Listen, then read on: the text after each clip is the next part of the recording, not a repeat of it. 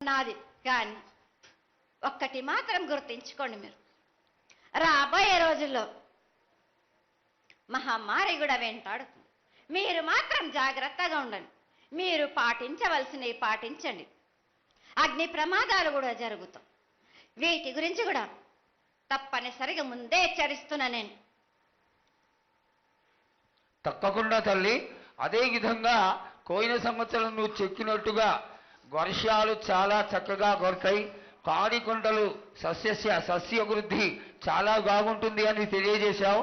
ఈ సంవత్సరం రాబోయే సంవత్సరంలో ఎంత ఆనందంగా ఉంటుంది, ఆనందంగా ఉండడానికి నువ్వు ఏం ఆశీర్వదిస్తావు తల్లి? ఈ ఏడు వర్షాలు తప్పగా కురుస్తాయి. పాడి పంటలు కూడా సమృద్ధిలా ఉండే చూసే భారం నాది. మీరు మాత్రం 5 వారాలు నాకు పప్పు బెల్లం పలహారాలతోటిగా నాకు ఎట్టి విధంగా నాకు ఈ జాతర జరిపించారు. నాకు అట్టి విధంగా నాకు కొల్లారి నుంచి బాల బచ్చల దగ్గర నుంచి నా ముందుకొచ్చి నాకు కడివడి సాకబోసి నాకు పసుపు కుంకులముతోటి నన్ను ఆనందపరచండి. నాకు సంతోషంగా ఆనందంగా అందుకొని మీరు కోరిందల్లా కొంగు బంగారం చేసే మహంకాళిని నేను.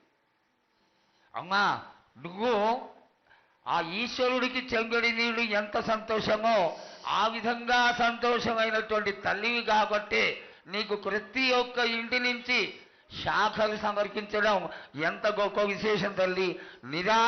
నిరాడంబరతకి ఇది నీ యొక్క గొప్పతనం తల్లి. నువ్వు కేవలం ఇంత తీయటి భోజనం పెట్టి ఒక చెంగుడు శాఖకు వస్తే ఆనందించి రోగాలని వ్యాధులని అన్నింటినీ కాపాడుతావు కాబట్టే నీకు సేవ చేసుకుంటున్నాను తల్లి. నీ పూజలన్నీ తప్పకుండా చేయిస్తాం. అదేవిధంగా ఈ అకాల మరణాలని ఆపడానికి ఏదన్నా ఆనందమైనటువంటి విషయం తెక్కు తల్లి. తప్పనిసరిగా చెప్తా.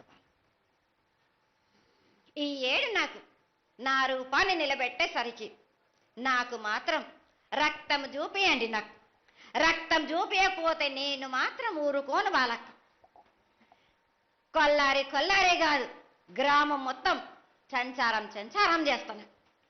అయ్యో, అంతటి ఉగ్రసుఖం వద్దు తల్లి.